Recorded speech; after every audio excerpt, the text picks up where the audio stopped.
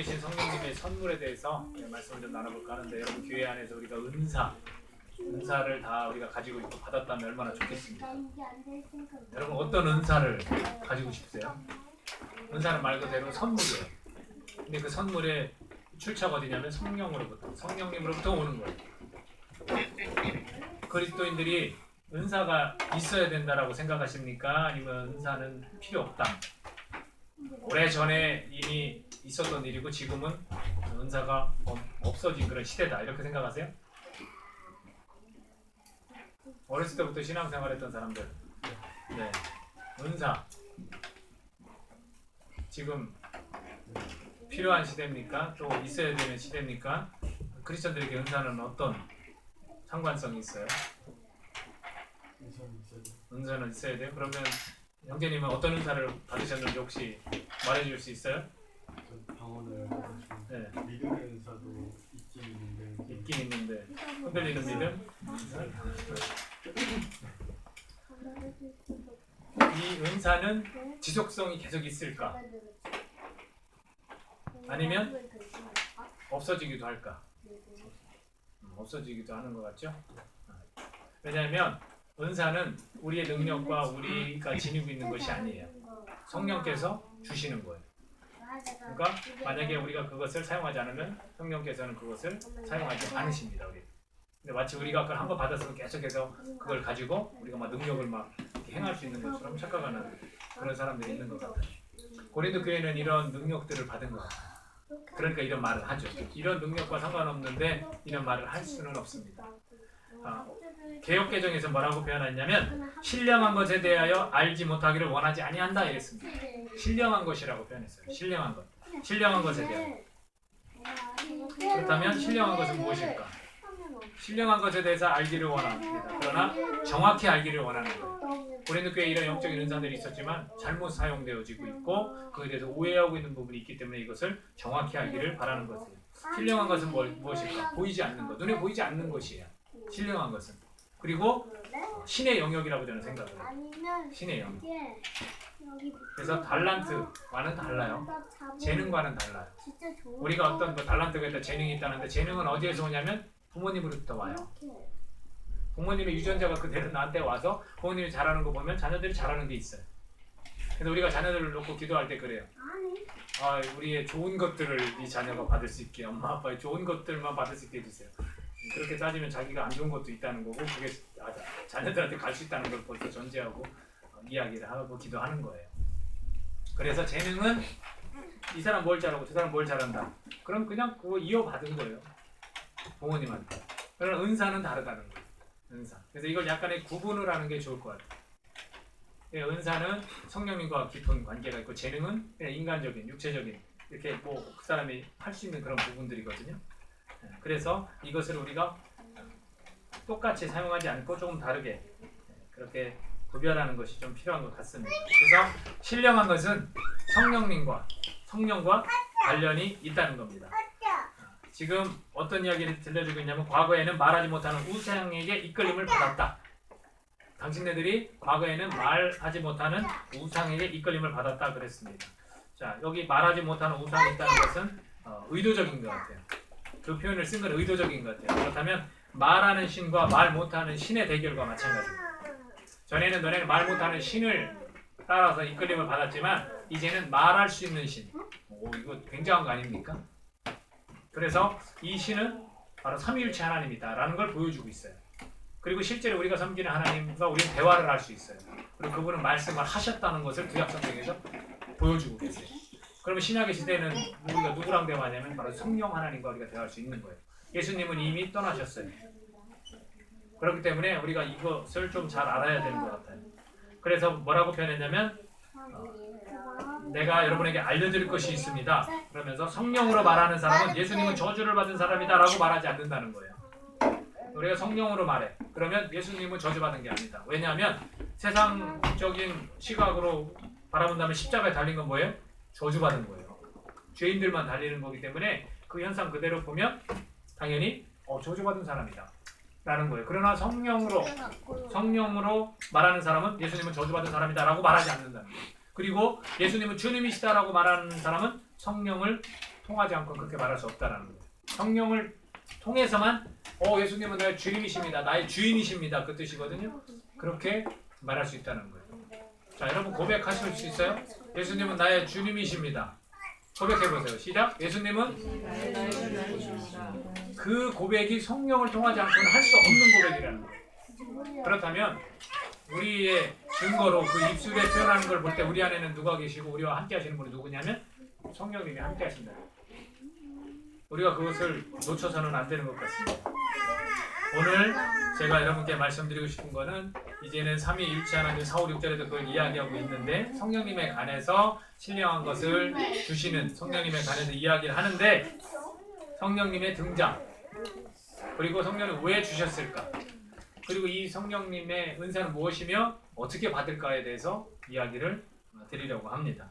우선 성령님의 등장에 대해서 말씀을 좀 드려볼게요. 여러분 성령님은 언제 등장하셨을 것 같아요? 제가 짧게나마 이스라엘의 그 역사를 좀 말씀드려볼까요? 성경에서는 이렇게 기록하고 있습니다. 태초에 하나님이 천지를 창조하셨어요. 그리고 세상의 모든 걸 지으시고 인간을 지으셨어요. 그리고 인간의 후손들이 쭉 나왔습니다. 인간이 죄를 너무 많이 지다 보니까 이 홍수로 쓸어버리고 그 쓸어버린 중에 살린 가족이 노아의 가족이었고 다시는 내가 인간에게 이러한 일을 하지 않겠다 해서 언약을 맺은 게 무지개 언약을 맺으셨어요. 그리고 등장하는 게 누구냐면 아브라함이에요. 아브라함이랑 한 사람을 딱 택합니다. 그리고 너를 믿음의 조상으로 만들겠다 하고 약속을 하셔요. 그 약속이 뭐냐면 너의 자손들은 모래알같이 바닷가의 모래알같이 많을 것이다. 약속은 그 시대의 눈으로 보고 이루어지는 것만 약속이 아니에요. 그 사람이 이 땅에서 삶을 마무리하고 지나고 나서도 이루어진 거면 그건 약속이 이루어진 겁니다. 그런 약속이 생겼어요. 그리고 나서 이삭을 낳았는데 이삭도 어떻게 태어났냐면 약속으로 태어났어요. 인간의 능력과 힘으로 태어난 게 아니에요. 너무 나이가 많은 아내가 피식하고 웃을 정도로 우습게 여긴 거예요. 근데 하나님은 그걸 이루셨어요. 왜? 하나님의 약속이에요. 하나님은 당신이 말씀하신 건 반드시 이루시는 분이에요. 그래서 이삭이 태어났습니다. 그리고 또 자식이 태어났죠. 에서와 야곱이 태어났는데 이제 장자권 문제로 이렇게 좀 좋지 않은 엄마는 누굴 좋아하고 아빠는 누굴 좋아하는 이런 일들이 있었어요. 그 속에서 야곱이 힘든 일을 약간의 사기를 쳐서 힘든 인생을 살았지만 그 자식들을 통해서 12지파가 이제 나옵니다. 그래서 이스라엘 이 12지파가 굉장히 많은 수가 생겨요. 그리고 나서 애굽이라는 그 나라의 강대국 안에서 종살이, 노예살이를 400년이 넘도록 합니다. 하나님이 그 사람들의 신음소리를 들었고 그 사람들이 힘든 것을 알았어요. 그리고 하나님이 때가 되어서 이제 너희들을 탈출시키는데 그 세대에 태어난 사람들은 어쩔 수 없이 노예 생활을 그냥 한 거죠. 그리고서 광야로 끌어냅니다. 출애굽이라고 해요. 애굽에서 탈출시켰다. 근데 그 이유가 뭐였냐면 하나님과 이제 관계를 맺기 위해서 그래요. 너네들은 나를 예배해야 된다, 섬겨야 된다. 그때 하나님은 계속해서 그 지도자인 모세에게 말씀하시고 들려주셨어요. 그때 당시에는 하나님이 직접 말씀하시는 거로 관계를 맺으셨죠. 그래서 이스라엘은 그 광야에 나와서 가나안 땅, 젖과 꿀이 흐르는 땅으로 갑니다. 그리고서 계속해서 하나님을 섬기는 백성으로 살아가는데 성경에서는 내용은 간단해요. 이 사람들이 배교를 해요. 등을 져요. 하나님을 제대로 섬기지 않아요. 그때는 이스라엘이 망했어요. 쉽게 얘기해서. 그리고 정말로 타락한 이스라엘 시대 가운데 하나님이 숨겨둔 믿음의 사람들이 있었어요. 그러니까 마치 나무가 잘려져 나가도 구루터기가 있는 것처럼 그런 구루터기의 사람들이 계속해서 하나님을 섬기면서 이어져 와요. 이스라엘. 그러면 그렇게 배교하고 망하면 하나님 앞에 다시 회개하고 돌아오면 하나님이 용서하고 구원해 주세요. 또다시 이들이 살만하면 또 등을 돌려요. 그렇게 계속해서 반복된 이스라엘의 역사를 우리가 볼 수 있습니다. 하나님을 잘 섬겼던 왕은 국민들이 백성들이 잘 사는 나라가 잠시나마 이어졌고 하나님을 섬기면서 동시에 다른 신까지도 이 정치적인 그런 목적으로 다른 신까지도 섬기는 경우에는 하나님께 선지자들을 보내서 책망을 했고 그때마다 선지자들을 만나주셔서 말씀을 하셨죠. 말하는 신이에요. 계속해서. 그러다가 어느 시점에서 침묵의 기간이 마치 출애굽하기 전에 노예로 살 때 그 기간처럼 굉장히 한 400년의 기간을 침묵의 기간을 가지십니다. 그리고 드디어 이 땅에 사람의 몸을 입고 오시기로 결정을 하셨습니다. 이미 다윗 때부터 그것은 이미 예언이 되어 있었죠. 그래서 그것을 하나님의 약속이라고 우리가 보면 아까도 말씀드렸지만 그 당대의 눈으로 보는 게 약속이 아니라 다 사람들이 죽고 1000년이 지나가면 500년이 지나가면 뭐 더 지나도 하나님 그 약속을 지키십니다. 예수님이 오셨어요. 그리고 나서 예수님이 오신 목적이 뭐였어요? 천대받고 조롱당하고 학대받고 죄인이 아니면서도 죄인 취급받는 것을 하셔야만 됐어요. 인간적인 부분으로 약간은 괴로워하는 모습도 보이시고 신적인 부분도 다 보이셨어요. 그랬을 때 하나님과 대화를 하고 내 아버지다. 나는 그가 보내는 아들이다. 이런 표현들. 그래서 경록했죠. 사람들은. 분노했죠. 유대인들은. 하나님의 이름을 함부로 부르고 하나님의 아들이라고 어디 감히 인간의 이 모습을 하고서. 그런 속에서 정치적인 음모와 또 사실은 하나님의 뜻이죠. 십자가 달려 죽으십니다. 그래서 그 저주라고 말할 수 있는, 그래서 아까 이야기한 게 그거예요. 성령으로 말하는 사람은 예수님은 저주받은 사람이다라고 말하지 않는다는 거예요. 그렇지 않은 사람들, 세상적인 사람들 당연히 저주받았기 때문에 죽었지 라고 이야기를 하죠. 그리고서 그 많은 기적과 여러 가지 일들을 해도 사람들은 믿지 않았어요. 근데 그게 인간이에요. 그러나 하나님의 뜻대로 십자가를 죽으시고 장사된 지 사흘 만에 다시 살아나셨어요. 부활하셨어요. 그리고 하나님 우편으로 올라가셨습니다. 그리고서 그때 말씀하셨던 게 제자들도 눈치는 못 챘어요. 말씀하신 게 뭐냐면 내가 가야만 한다. 그래 니네에게 득이 된다. 그것은 뭐냐면 내가 가면 하나님이 또 다른 보혜사 성령을 보내주실 것이 라고 이야기를 해요. 그러면 우리가 생각하기를 성령은 그때 등장했나? 예수님이 가시고 등장했나? 이렇게 생각할 수 있어요. 근데 우리가 구약의 몇 군데를 좀 찾아보도록 하겠습니다. 이 성령은 창세기 1장 2절에 나와 있습니다. 같이 한번 읽어볼까요? 창세기 1장 2절 시작. 땅이 혼돈하고 공허하며 흑암이 깊음 위에 있고 하나님의 영은 수면 위에 운행하십니다. 자, 하나님의 영이 있어요. 이건 루아흐라고, 히브리어 루아흐라고 그래요. 자, 이것은 뭐를 나타내냐면 하나님의 영은 바로 이 성령을 나타내는 거예요. 창조 당시에도 같이 계셨다는 거예요. 그리고 예수님에 대한 증거는 요한복음에서 말씀하시죠. 말씀이 곧 주님이셨다. 말씀으로 세상을 창조하셨다. 같이 계셨던 것을 보여주고 있습니다. 사무엘상 19장 20절 21절인데 20절부터 한번 읽어볼게요. 자, 시작. 사울이 다윗을 잡으러 전령들을 보냈더니 그들이 선지자 무리가 예언하는 것과 사무엘이 그들의 수령으로 선 것을 볼 때에 하나님의 영이 사울의 전령들에게 임함에 그들도 예언을 한지라. 그리고 또 이제 어떤 사람을 또 보냈지만 3차에 걸쳐서 보냈지만 다 어떻게 다 예언했어요. 그 예언을 할 수 있도록 만든 게 누구예요? 하나님의 영. 하나님의 영, 역시 루아. 하나님의 영이 숨, 바람 이런 뜻까지 다 갖고 있지만 우리가 이것을 성령으로 볼 수 있는 겁니다. 그리고 민수기 11장 25절에서는 여기에 나와 있지 않습니다. 여호와께서 구름 가운데 강림하사 모세에게 말씀하시고 그에게 임한 영을 70 장로에게도 임하게 하시니 영이 임하신 때에 그들이 예언을 하다가 다시는 하지 아니하였더라. 역시 모세와 관계 속에서 말씀드렸죠. 말하는 신으로서 하나님은 그렇게 등장을 하면서 동시에 그 영을 다른 사람에게 임하게 했을 때 예언을 하기 시작해요. 예언은 뭐냐면 앞일을 막 말하는 게 아니라 선포예요. 선포. 하나님에 관한 일을 막 선포하는 거예요. 이따 이제 은사에 관해서 할 때 좀 나올 겁니다. 그리고 나서 23절 사무엘상 19장 23절 같이 읽습니다. 시작. 사울이 라마 나요스로 가니라. 하나님의 영이 그에게도 임하시니 그가 라마 나요스에 이르기까지 걸어가며 예언을 하였으며. 역시 다윗을 잡으러 간 사울에게도 하나님의 영이 임했더니 이제 완전히 뒤집어지고 옷도 벗고 막 예언도 하고 막 그래. 그래서 속담에 그런 속담이 있어요. 사울도 예언자 중에 한 사람인가? 비아냥거리는 속담이 생겼어요. 무슨 사울이 예언자야. 근데 하나님의 영이 임하니까 그렇게 예언을 하는. 이런 것만 보더라도 역시 성령께서는 이미 예수님이 보내주신다는 그때 등장하신 게 아니라 과거에서부터 하나님과 계속 같이 있었던 거예요. 그것을 설명하기 위해서 4, 5, 6절에 관해서 이 사람들에게 삼위일체를 설명해 주고 있습니다. 4절에서 뭐라고 했냐면 선물, 이건 은사로 표현될 수 있습니다. 선물은 다양하지만 성령은 같은 성령이십니다. 성령님이 얘기해요. 그러니까 은사는 성령님이 주신다는 것을 명백히 전하고 있고요. 5절에서는 섬기는 일, 이건 직분으로 개혁개정의 직분으로 나왔습니다. 이 교회 안에 우리 직분을 주잖아요. 그 섬기는 일은 직분은 말 그대로 섬기는 일입니다. 섬기는 일은 다양하지만 주님은 같은 주님이십니다. 예수님을 말씀하는 거예요. 그리고 6절에서는 일하는 것. 여기서 개혁개정에 여기 사역이라고 해요. 우리가 사역이라고 할 때 그냥 일하는 거예요. 이 일하는 것은 하나님 나라의 일을 말하고요. 여러 가지이지만 모든 사람 속에서 모든 일을 하시는 분은 누구라고요? 같은 하나님이십니다. 근데 이들 가운데 고린도 교회 공동체마다 무슨 문제가 있었어요? 갈라지는 거예요. 분쟁이 있어요. 다툼이 있어요. 그 가운데 이 은사에 관한 사용에 대해서도 서로 통하는 사람끼리 이게 더 좋은 은사다. 이게 더 위대한 것이다. 이럴 수 있다고요. 그러니 예수님이 등한시 될 수 있고 십자가가 하나님이 등한시 될 수도 있어요. 오직 성령께서 막 우리를 통해서 이렇게 역사하신다. 그래서 거기에 심취돼서 거기에 영적인 은사에 취해서 그것을 잘못 사용하고 있었던 겁니다. 그러니까 이것을 균형을 잡아주는 거예요. 삼위일체 하나님. 이 하나님께서 다 하시는 것이다. 라는 것을 사도 바울이 보여주고 있습니다.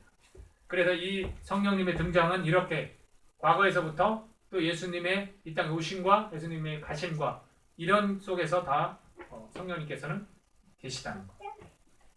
그리고 두 번째로 우리가 생각해 볼 거는 왜 주신 걸까? 왜 성령께서는 우리에게 나타나시고 왜 은사를 허락하신 걸까? 각 사람에게 성령을 나타내심은이라고 7절에 나와 있습니다. 같이 한번 읽어보겠습니다. 7절 말씀 시작.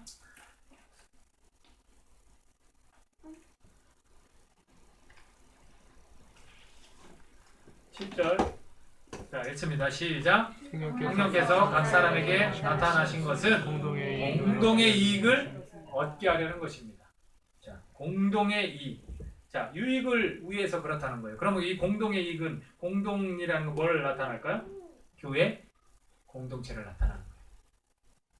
교회 공동체의 이익을 위해서 각 사람에게 나타나신 거예요. 여러분에게 성령님이 계십니까? 라고 물으면 여러분 뭐라고 대답하실 거예요?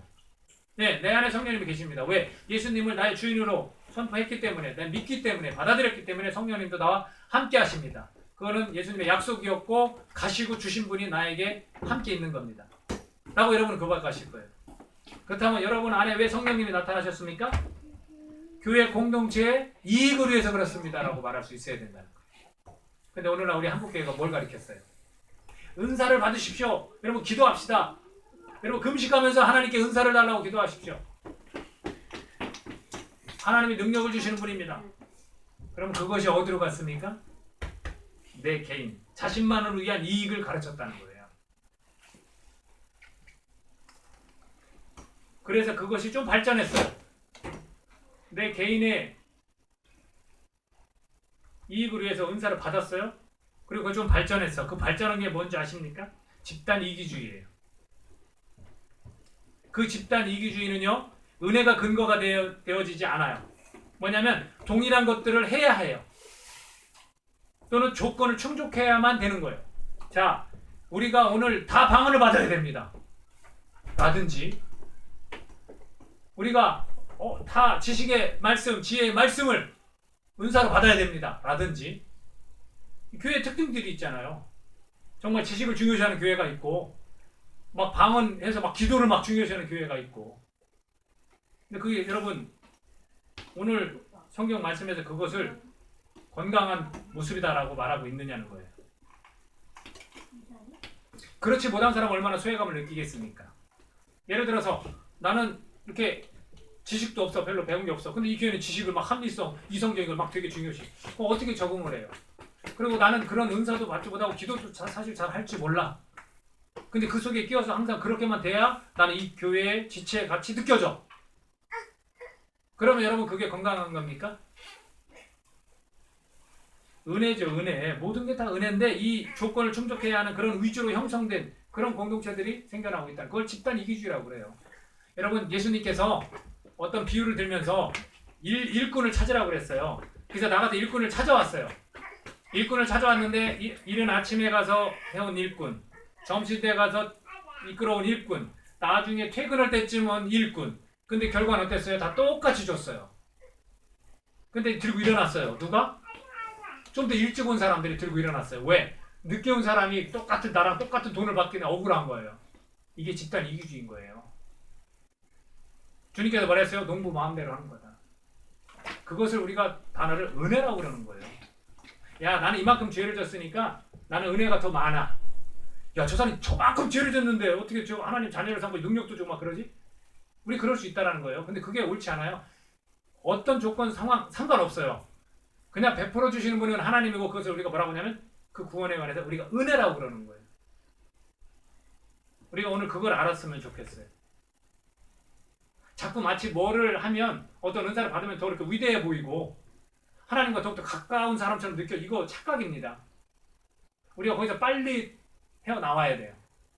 우리는 은혜를 근거로 해서 형성된 공동체고 서로를 바라볼 때 그렇게 바라봐야 돼요. 그래서 한 형제가 주님께서 죽기까지 사랑하신 형제를 실족시키지 말라고 그러는 거예요. 이런 은사 따위로 이렇게 해서 소외시키거나 교회를 못 나가게 하면 이거 말이 안 되는 거잖아요. 예수님을 떠나게 만드는 건 이거는 굉장히 큰 죄라는 거예요, 오히려. 근데 우리는 거기에 대해서 경각심이 없어요.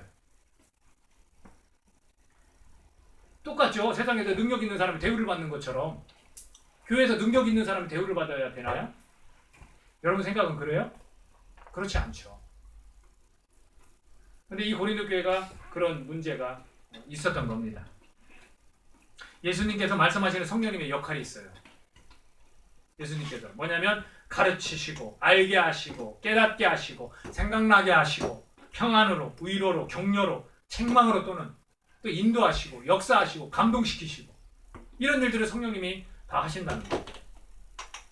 그래서 보혜사 이런 표현도 쓰는데 요한복음 14장 16, 17절을 우리가 같이 한번 읽어봅시다. 요한복음 14장 16, 17절 같이 한번 읽어보겠습니다. 자, 시작. 내가 아버지께 구하겠으니 그가 또 다른 보혜사를 너희에게 주사 영원토록 너희와 함께 있게 하리니 그는 진리의 영이라. 세상은 능히 그를 받지 못하나니 이는 그를 보지도 못하고 알지도 못합니다. 그러나 너희는 그를 아나니 그는 너희와 함께 거하시며 또 너희 속에 계시겠습니다. 예수님을 믿고 받아들이는 사람들에게 이 성령님이 이렇게 함께한다는 거예요. 근데 세상은 모르는 거예요. 근데 성령님의 이런 역할과 역사를 가지고 세상의 기준으로 딱 대입을 시켜버리면 안 되는 거죠. 이 성령님을 우리가 파라클레토스라고 이렇게 부르거든요. 그 보혜사라고 할 때 그것을 파라클레토스라고 불러요. 그러면 아까 말씀드린 대로 성령님은 위로하는 사람, 컴포터라고 하는 헬퍼나 아니면 어드보케이트나 카운셀러 이렇게 다 불러요. 상담자나 또는 지지자나 변호자, 옹호자, 돕는 자, 조력자 이렇게 다 부르는 거예요. 성령님이 그런 역할을 하는 거예요. 보혜사가 그런 뜻으로 영어에서는 그렇게 다양하게 번역이 돼 있어요. 그게 성령님의 정체예요. 헬라어로 우리가 푸뉴마, 루하우 이거 똑같은 거예요. 히브리어나 헬라어로 그렇게 부를 때는 그런 성령님, 그런 성령님의 역할을 예수님께서는 말씀해 주셨습니다. 그리고 요한복음 16장 7절에서 15절, 요한복음 16장 7절에서 15절 같이 한번 또 보겠습니다. 이렇게 말씀하셨죠. 내가 너희에게 진리를 말하겠다. 내가 떠나가는 것이 너희에게 유익하다. 내가 가지 않으면 보혜사가 너희에게 오시지 않을 것이다. 내가 가면 보혜사를 너희에게 보낼 것이다. 보혜사가 오시면 그분은 죄에 대하여, 의에 대하여, 심판에 대하여 세상이 잘못 생각한 것들을 책망하실 것이다. 그분은 사람들이 나를 믿지 않은 것이 바로 죄라는 것을 말해주실 것이며 내가 아버지께로 감으로써 너희가 더 이상 나를 보지 못하는 것이 하나님의 의라는 것을 알려주실 것이다. 이 세상 통치자가 이미 심판을 받았다는 것이 심판에 관하여 그분이 책망하실 내용이다. 내게는 아직 너희에게 할 말이 많이 있지만 지금은 너희가 그 말을 도저히 이해할 수 없다. 그러나 진리의 성령이 오시면 그분이 너희를 모든 진리 가운데로 인도하실 것이다. 그분은 자기 마음대로 말씀하지 않으시고 그가 들은 것만을 말씀하시며 앞으로 될 일들을 너희에게 알려주실 것이다. 진리의 성령은 내 것을 가지고 너희에게 알려주심으로써 나를 영화롭게 하실 것이다. 아버지께 있는 것은 다 내 것이다. 그래서 내가 성령께서 내 것을 가지고 너희에게 알려주신다고 말한 것이다. 성령께서는 이런 역할들을 하신다는 겁니다. 공동의 그 이익을, 교회 공동체의 이익을 위해서 우리 각자에게 나타나셔서 이러한 것들을 우리에게 관여하시고 가르쳐주시고 알게 하시는 거예요. 그렇다면 성령을 통해서 주신 은사들이 뭐가 있을까? 뭐가 있을까? 오늘 나온 것들을 한번 쭉 살펴보겠습니다. 9가지 정도가 되나요? 뭐가 있습니까? 아까 믿음의 은사가 조금 있다고 우리 형제님이 얘기했는데 좀 많이 있었으면 좋겠어요. 자, 지혜의 말씀, 지식의 말씀, 믿음, 병자를 고치는 거, 기적을 행할 수 있는 거, 예언하는 거, 영들 분별함 이렇게 되어 있어요. 근데 이것을 좀 더 풀으면요, 처음에 말한 지혜의 말씀은 지혜로운 권면이에요. 지혜로운 권면. 지식과는 조금 다른 건데 지식의 말씀은 그럼 뭐냐면 명료한 이해력이라고 번역도 했어요. 명료한 이해력. 우리가 좀 지식을 갖고 있으면 많은 정보와 많은 것들을 알고 있으면 어떠한 말들이나 어떠한 것들에 대해서 잘 이해를 이제 하게 돼요. 그것을 가지고 사람들에게 유익을 끼칠 수 있다는 거죠. 지혜는 뭐 학문적으로 많이 배우고 안 배우고 떠나서 이렇게 말을 할 때 참 그것을 하나님 편에서 참 되게 우리의 공감대를 형성하는 그런 말들을 하는 경우가 있어요. 그걸 통해서 이제 권면을 하는 거죠. 또 믿음은 뭐냐면 단순한 신뢰예요. 단순한 신뢰. 정말 이것저것 따지지 않고 그냥 그 하나님을 믿는 거예요. 그리고 병자를 고치는 능력도 있어요. 우리가 정말 누구를 위해서 같이 기도하거나 그 사람이 정말 그렇게 기도할 때 병이 나을 수도 있어요. 그리고 기적을 행할 수 있는 능력. 사도 바울이 사람들이 어떻게 했냐면 손수건이나 앞치마를 갖다가 병자에 올려놓으면 나았어요. 그것도 거기에 뭐라고 표현되어 있냐면 성령께서 능력을 주사. 사도 바울이 능력 있는 자가 아니라 성령께서 하시는 겁니다. 또는 선포. 예언은 뭐냐면 선포예요. 아까 말씀드렸지만 하나님에 관해서 하나님이 이런 분입니다 라고 이야기하는 게 예언이에요. 당신 이렇게 언제쯤 결혼할 거야. 당신 이렇게 좋은 회사에 갈 수 있어. 이게 예언이 아니에요. 점치는 거지. 착각하면 안 돼요. 선포하는 거예요. 하나님에 관해서 선포하는 거예요. 그리고 영들을 구별할 수 있는 능력. 만약에 여기에 이단이 와 있어요. 그래서 같이 예배를 드려서 우리 몰라. 친절하고 막 인상도 좋고 막 그래. 근데 우리가 기도하면서 이것을 분별해낼 수 있는 것. 지금 우리에게 이 공간 안에 악한 영이 분명히 있다라는 것을 알아채는 것. 이런 것들을 말해요. 그리고 방언. 여기서 방언 좀 받은 분들이 있을 거예요. 근데 방언 우리 뒤에 가서 얘기하지만 방언은 개인에게만 유익한 거예요. 공동체에 유익하려면 통변을 해야 돼요. 근데 교회에서 방언을 많이 한다고 좋은 게 아니에요. 통변하는 사람 하나도 없어도 이건 무슨 소리인지 이상한 사람들의 모임이다라고 믿지 않는 사람이 왔을 때 그럴 수 있다라는 거. 그리고 믿음이 약한 사람이 왔을 때도 역시 그럴 수 있다라는 거. 그런 사람들을 예수님 앞에서 굴복시키고 죄를 회개시키려면 통변을 하라고 가르쳐요. 14장에 가면 그거 나옵니다. 그리고 방언을 통역함이 있습니다. 자, 여러분 이런 성령님을 통해 주신 은사도 받고 싶지 않습니까? 사모하는 마음을 가지세요. 받을 수 있어요. 내가 원한다고 될까요? 그렇지는 않습니다. 그러나 사모하는 마음조차 없으면 됐어? 나는 안 받을 거야. 다른 사람 다 주세요. 이렇게 되는 거죠. 교회 안에 이런 것이 없다는 것에 대해서 저는 말씀을 준비하면서 안타깝다. 우리도 좀 이것을 좀 오늘 말씀을 통해서 좀 열심히 정말 하나님 앞에 매달리고 한번 사모하는 마음으로 고백해보자. 이런 생각이 좀 들었어요. 저는 누가 이런 은사 받았으면 목사도 못 받았는데 저분은 받았네 하고 질투하지 않습니다. 걱정하지 마세요. 여러분 꼭 받으세요. 하나님께서 성령님께서 성령님을 통해서 주시는 은사들이 있다라는 걸 꼭 기억하고 사모하는 마음을 가졌으면 좋겠어요. 제가 우리 아이들을 놓고 기도할 때 어떤 거 기도하겠습니까? 지혜로운 권면, 지혜의 말씀 이런 거 기도해요. 우리 지혜로운 아이들이 되게 해달라고 하잖아요. 지혜의 근본은 하나님을 경외하는 거예요. 그럼 우리 아이들이 지혜롭게 사는 게 얼마나 좋아요. 지혜로운 말하는 거 얼마나 좋습니까? 그런 은사를 가지고 살았으면 좋겠어. 그렇다면 어떻게 받을 수 있을까요? 여러분 어떻게 받을 수 있다고 생각하세요?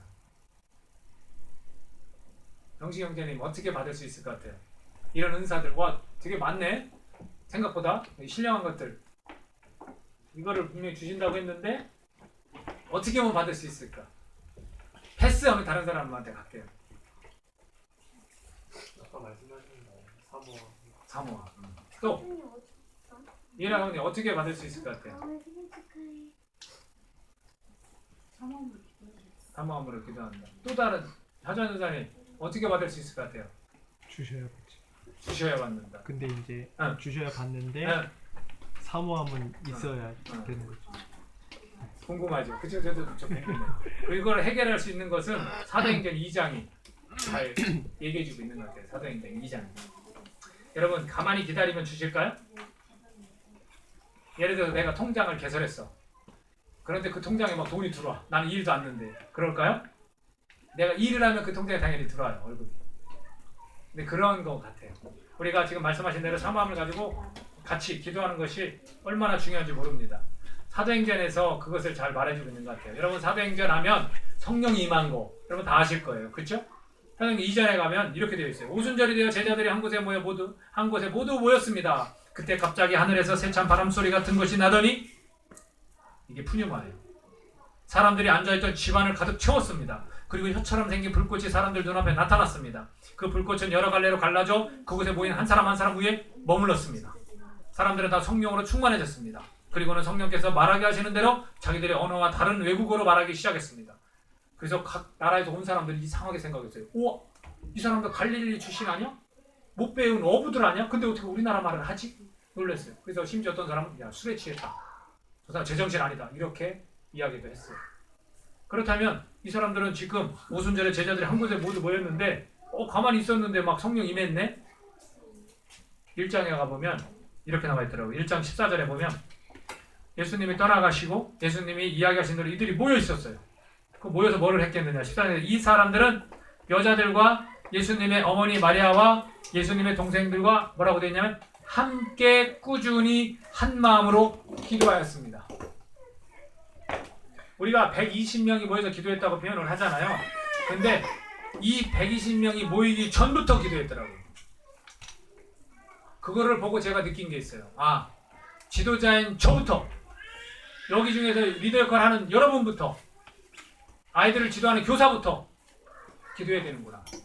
그리고 그들이 한 마음 한 뜻으로 꾸준히 기도해야 되는구나. 그리고 15절에서 뭐라고 하냐, 며칠 후 약 120명쯤 되는 신자들이 한 자리에 모였습니다. 보십시오. 처음부터 120명 모여서 다 같이 기도한 게 아니에요. 먼저 알고 깨달은 자들이, 성령께서 이렇게 하신다는 거 알고 깨달은 자들이 먼저 기도하기 시작했고 그 여파가 나머지 사람들에게 다 미친 거예요. 이렇게 영향이 간 거예요. 그렇다면 지혜지교도 마찬가지로 리더격인 교사인, 봉사를 하는 우리부터 함께 모여서 한 마음으로 기도하기 시작을 해야 됩니다. 사모하는 마음을 가지고 이런 은사가 공동체에서 공동체의 이익을 위해서 누군가에게는 성령께서 주신다는 거예요. 내가 나 이 은사 받고 싶어요 해서 그 은사를 주시는 게 아니에요. 누가 그러더라고요. 나는 방언 은사를 그렇게 받고 싶은데 안 주시더라고. 그러나 그 사람에게 지식의 말씀을 주시는 그런 일들이 있다고요. 오늘 본문에서 뭐라고 이야기했습니까? 한 분이신 성령님이 행하신다. 11절 말씀을 이야기해주고 있습니다. 이 모든 일은 한 분이신 같은 성령께서 하시는 일입니다. 성령께서는 그분이 원하시는 대로, 성령께서 은사는 성령님께서 신령한 것들, 즉 영적인 은사는 성령님께서만 하시는 건데 성령님께서 원하시는 대로 각 사람에게 이런 것들을 나누어 주십니다. 교회의 유익을 위해서. 자, 성령님은 한 분이세요. 그 한 분이라는 표현 안에는 예수님과 하나님과 같이 삼위일체라는 것을 우리가 기억해야 됩니다. 그리고 우리에게 영적인 은사가 분명히 필요해요. 그리고 그걸 주시는 분이 성령님이십니다. 그 성령님께서 원하시는 대로 각 사람에게 주십니다. 우리가 그것을 좀 깨닫고, GNG 교회는 왜 은사 없이 가야 됩니까? 안 되죠, 그거는. 그죠? 저는 안 된다고 봐요. 우리에게는 은사가 분명히 필요합니다. 왜? 이 교회가 이익을 얻기 위해서, 하나님의 나라의 확장을 위해서 분명히 은사를 우리가 사모해야 되고 그 은사를 성령님을 통해서 주신다라고, 내 안에 성령님이 계시다고 고백하는 여러분이 사모함 없이 가면 안 되는 거예요. 그렇게 살면 안 되는 겁니다. 성령께서 각 사람에게 나눠주시도록, 그것을 우리의 어떤 잘남으로, 나의 어떤 능력으로 그것을 획득하거나 취득한 것이 아니라 자연스럽게 성령 하나님께서 교회의 이익을 위해서 각 사람에게 원하시는 대로 주신다. 이게 시기질투가 되면 안 되는 거예요. 그리고 그것이 권력처럼 교회 안에서 마치 능력자처럼 행해서도 안 되는 겁니다. 오늘 우리가 이걸 기억했으면 좋겠습니다. 성령으로부터 오는 선물, 우리가 이것을 기대하고 사모하는 마음으로 구해야 될 줄로 믿습니다. 기도하겠습니다. 교회 안에는 이런 다양함이 있어요. 정말로 각자가 하나님이 주신 영적인 은사가, 이건 재능과는 달라요. 교회의 공동의 이익을 위해서 성령께서 주시는 거예요. 그 성령은 하나님과 예수님과 삼위일체이십니다. 그 중에서 이 은사는 성령께서 주십니다. 거룩한 영이 우리와 함께 하십니다. 그리고 영원히 함께 한다고 그랬습니다. 사랑하는 여러분, 내가 신앙인으로서 이런 은사 사모함 없이 그냥 무미건조하게 내 개인의 생활만, 내 편안함만 추구해서 살아서는 안 됩니다. 교회는 하나님의 나라입니다. 그 모델입니다. 그리고 그것이 확장되어져 가지고 많은 생명들이 구원을 받아야 됩니다. 그 이익을 위해서 우리에게 성령을 통해서 은사를 주실 것입니다. 우리가 사모함으로 이 시간도 기도하기 원합니다. 우리 공동체가 성령님의 원하시는 대로 우리 각 사람에게 은사를 주십시오. 그래서 이 공동체가 공동의 이익을 얻을 수 있도록 하나님 역사하여 주십시오. 우리가 그것을 믿습니다. 그것을 받아들입니다. 우리 함께 기도하겠습니다. 하나님,